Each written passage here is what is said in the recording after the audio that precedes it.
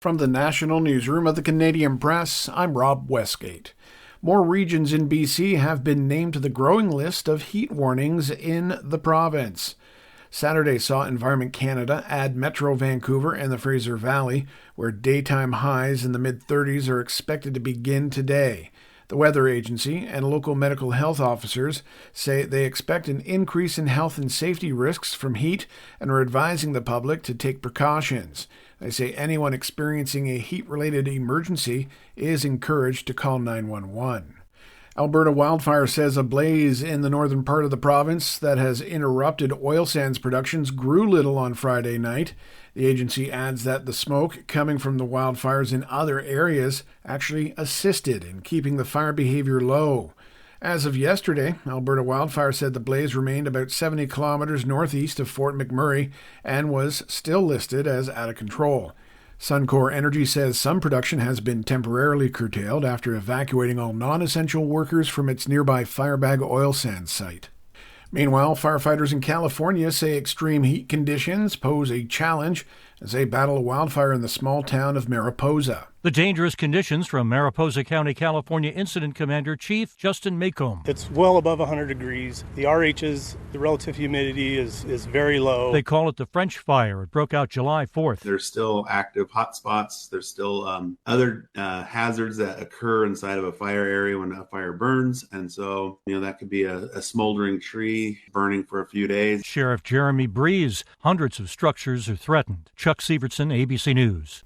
Toronto police say they're searching for a female suspect in connection with what they describe as a hate-motivated assault on a TTC employee. The incident occurred on July 2nd at a Toronto subway station. Now, according to police, the suspect threw alcohol at the employee and verbally threatened them while using racist slurs targeting South Asians. The suspect is described as 5 foot tall with a heavy build and shoulder-length dark brown hair. They add that she was accompanied by an unidentified male during the attack.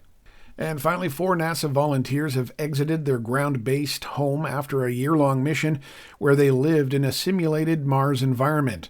The crew took so-called Mars walks, grew and harvested several vegetables, and maintained their equipment and habitat. Flight engineer Ross Brockwell says he was grateful to learn how to utilize resources and move these principles into the next mission. Very grateful to have had this incredible opportunity to live for a year within the spirit of planetary adventure towards an exciting future. The crew also operated under additional specific stressors, including communication delays with Earth, resource limitations, and isolation. This is the Canadian Press. In sports, starting off in Montreal, where the hometown Alouettes scored 15 unanswered points in the final quarter to defeat the visiting Calgary Stampeders 30-26.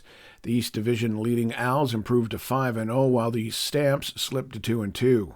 The Vancouver Whitecaps had to settle for a 1-1 draw with CF Montreal. Meanwhile, the Columbus Crew easily handled Toronto FC in a 4-0 smackdown. The Netherlands came from behind to beat Turkey 2-1 in the European Championship semifinals. Netherlands will next face England in the second semifinal Wednesday. Spain faces France in the first on Tuesday. Colombia scored 3 goals in the first half, then coasted to a 5-0 victory over Panama in Copa America quarterfinal action. Argentina and Canada play Tuesday in the first semifinal.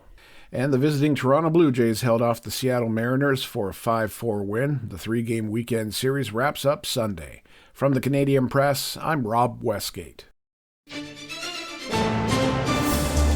Thanks for listening. Don't forget to follow and subscribe.